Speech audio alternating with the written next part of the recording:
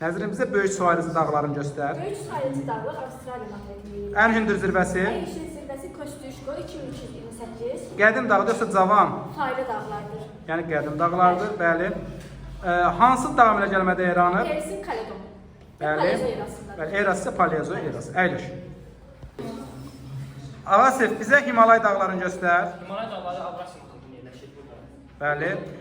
Bu Himalay dağları hansı tavalarının toqquşmasından yaranır? Avrasiya və Afrika tavalarının. Afrika yoxsa Hind Avstraliya? Hindi Avstraliya. Hind Avstraliya. Cavan dağlardır yoxsa qədim dağ? Cavan dağlardır. Ən hündür zirvəsi Cavanlıq 8848. 8 metr. Bəs hansı dağ ilə gəlmədə yaranır? Ağ qırışıqlar. Alt qırışında hansı era? Kaynazı. Əla, əyləş. Xədicə bizə Skandinaviya dağlarını göstər. Skandinaviya dağları Avrasiyada yerləşir. Ən hündür zirvəsi Qalxapikəndə 2469 metrdir. Cavan dağdır yoxsa qədim dağ? Qədim dağdır. Kaledon Persin qırışıqlarına aiddir və Palezo erasına yaranmışdır. Əla, əyləş. Asif bizə Atlas dağlarını göstər. Afrika materikinin şimal hissəsində bu hissədə Atlas saxlayır. Ən hündür zirvəsi, Qaldı hündürlüyü, 4165. cavan dağdır yoxsa qədim dağ?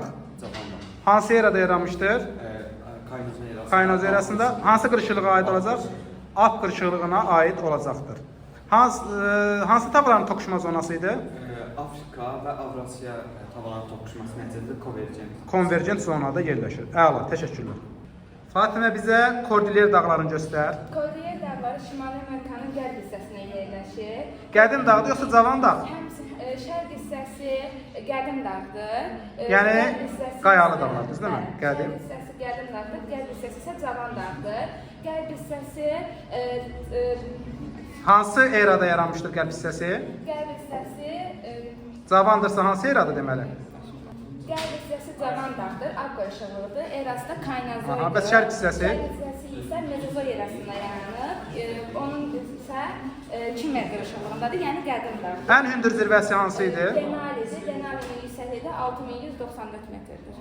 Bəs bu dağlar necə yaranıb? Sakit Okean litosfer tavası ilə Şimali Amerika litosfer tavasının toqquşması nəticəsində. Əla, əyləş.